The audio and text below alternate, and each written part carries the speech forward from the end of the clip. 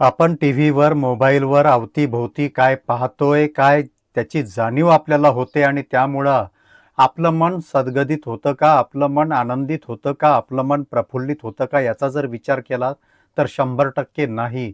कारण ज्या मालिका आपण टीव्हीवरती पाहतो, त्या मालिकांमध्ये सतत भांडणं दाखवली जातात.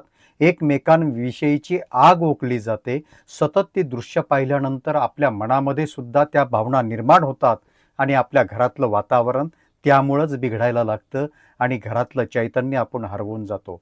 म्हणून हे आपल्या हातात असतं, की आपण काय पाहायचं, कसं बघायचं आणि त्याचा जीवनावर आपल्या कसा सकारात्मक परिणाम करायचा, हे शेवटी आपल्या हातात असतं.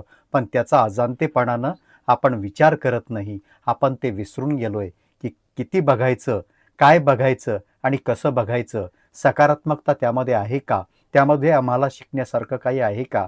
आमच्यावरती संस्कार होतोय का? आमच्या मुलांवरती संस्कार होतोय का? हे बघणं फार महत्त्वाचं आहे. याचा विचार आजच्या काळामध्ये होणं महत्त्वाचं.